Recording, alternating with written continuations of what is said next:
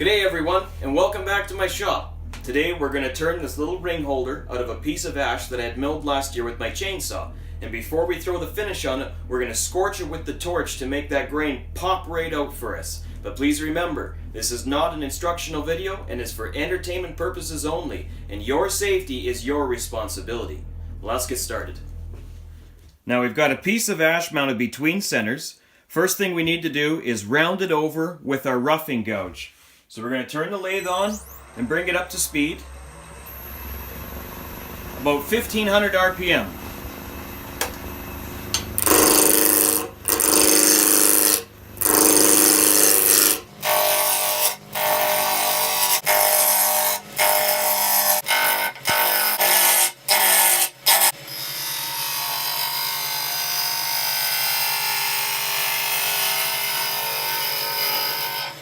Now I'm going to form a tenon on this side using the parting tool, and then I'll clean it up with a skew chisel.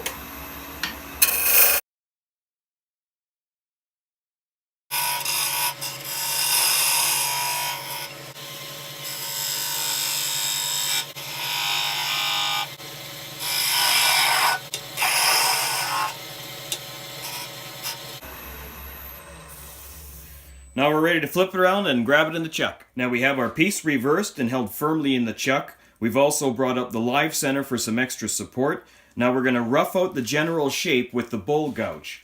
So we're going to set our lathe speed to about 1600 RPM and get started.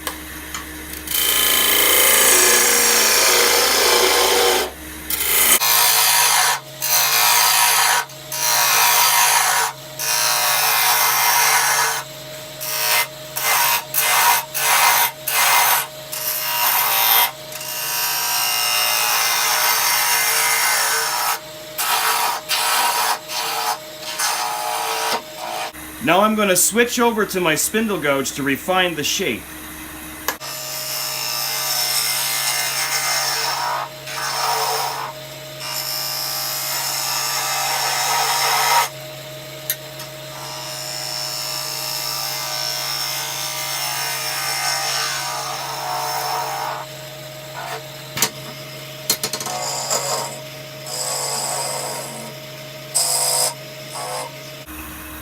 I like to make a little bit of a flame shape on this side. It almost reminds me of a lamp.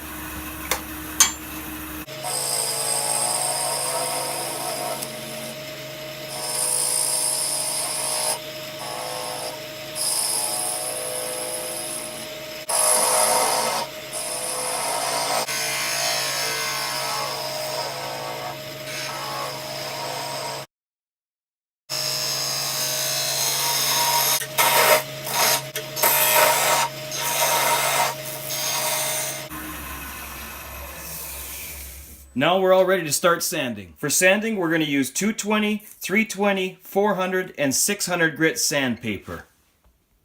It's always important to do a really good job sanding, and on this project, it's even more critical because the scorching and clear finish that follow this stage will highlight any poor sanding or tool marks that we leave behind.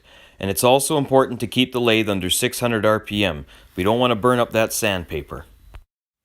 So now that the sanding's all done, we're ready to start scorching the piece. Now I've wiped away all the extra dust from it, and I've also taken time to clean away all the shavings from my shop. Wood and fire do not mix, or rather they mix way too well. So it's good to take extra precautions. Now I've also, before we started the sanding process, I made sure there's no fuzzy fibers behind the piece either. It's very important that you take every one of those precautions. So now we're going to start the lathe up to only about 500 or 600 RPM, and we're going to very gently scorch the piece. And you got to be careful, these sharp points will burn very quickly, so you almost don't want to aim straight at them. We'll start with the back side. Very quickly around the front. Front side. See how quick those little areas go? See how that turned out. What we can do now is just by eye address any little areas that we feel could use a little more scorching. Being very, very careful. You leave this in one area too long and the whole thing goes black and you won't see that nice contrast. The reason this burns so well is that the early wood of the ring scorches much quicker than the late wood because the early wood is so much softer. So it allows ash to really pop out like that. Okay, that's plenty of scorching. We're going to throw some finish on it now. The finish we're going to use on this piece is a shellac friction polish. I'll leave the recipe and instructions in the description down below the video. But basically we're going to build up several coats, buffing each coat until fully dry. So let's take a look at how this will really pop the grain out here. You can really see how much that burning pops out once you add that little bit of finish to it. And once it's got its full build on, that's when we'll see the real grain pop out of this. You're going to buff it at about 1600 RPM. I'd just like to take a second to thank everybody for tuning in. I really appreciate it. And if you have any suggestions for me for future project ideas or of how I could improve these videos, please fire those off in the comments down below. And if you have any questions, don't hesitate to ask. Now this wood was pretty thirsty, so we put about 7-8 coats on to be sure. Let's see if it's got the shine. Yeah, that looks pretty good. To part our ring holder off the lathe, we're going to use a parting tool to get rid of most of the wood, and then we're going to switch over to our skew chisel to leave a nice clean cut on the bottom. So we'll bring the lathe back up to about 1600 RPM and take some nice light cuts with our parting tool. We're overhanging the chuck a little bit, so we don't want to take heavy cuts right now.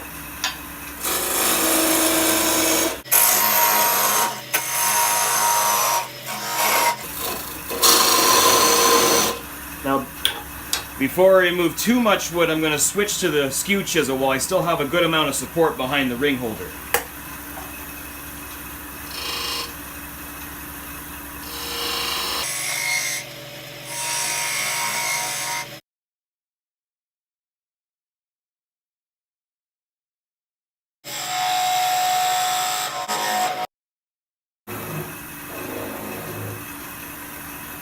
Now we've got a little piece of wood left here. We're going to part the wood away a little bit back from the base because if it's going to pull out any fiber, we don't want to pull any of the wood fibers out from the very bottom of the base because it'll be very difficult to try to fix that. And there we go. Now we just have to sand off this nub and then sign, date, and put the type of wood on the bottom. Well, we're all done our ring holder. After sanding, I went ahead and signed my name, put what kind of tree the wood came from, and what year it is currently. Then I just hand rubbed some finish on the bottom. And if you're wondering why that spindle was so long for this one little ring holder, it's because I actually turned 3 ring holders from that one piece of wood, which is a great way to maximize your wood usage. And I'll be sure to include some photos of these finished products at the end of the video. But if you liked the video, please hit the like button, share it around, and please subscribe for more videos. I'll have a new one coming every Friday. Thank you very much, and have yourself a great day.